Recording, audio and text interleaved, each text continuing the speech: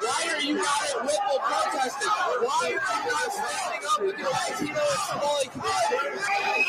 You say, the house of the devil.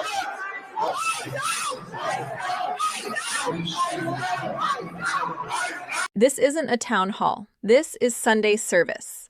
And what you're watching might just be the moment that triggers a 150-year-old federal law against modern activists. Why are you not at Whipple protesting? Why are you not standing up with your Latino and Somali community? You say, the house of the devil.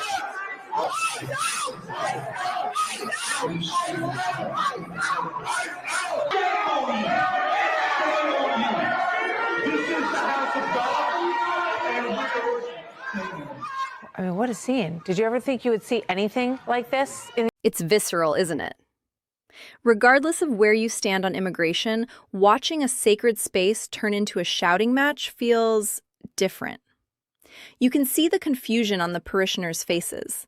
They're sitting there with their kids, just trying to pray, while people scream shame in their faces. But here's the twist. This wasn't just a random protest. The Department of Justice is looking at this footage and seeing something else entirely: a conspiracy to violate civil rights. And they aren't using a modern law to do it. They're dusting off a statute from 1871. In other cases, the Biden DOJ used the Klan Act conspiracy charges tacked on to the FACE Act in the case of protests outside abortion clinics to bring much longer sentences. So there are a number of tools available to us. Who funded this? What else? What other crimes may have occurred? Was there a use of the wires or the mails in preparing for this event?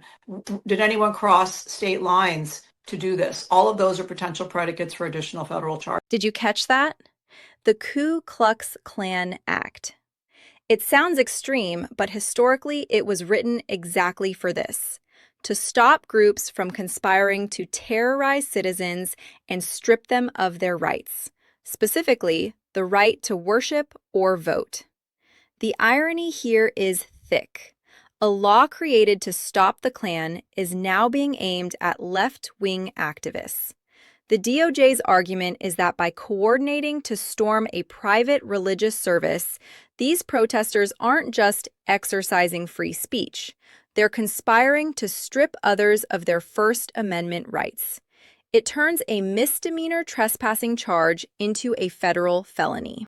MAGA administration and the fake news MAGAs are losing their mind over something that's not even true. So let me just make it clear, because this assistant attorney general, I don't know, what's her name? Something Harmeet Dhillon or whatever. So I have no. It's called journalism, First Amendment, all that stuff. For all of you people who believe in the First Amendment, absolutist. There you go. So why don't you talk to the actual person who is in charge of the organization and whose idea it was to have the protest at the church before you start blaming me for stuff for which you have no idea. Don Lemon is clearly feeling the heat here. He's leaning hard on the "I'm just a journalist" defense.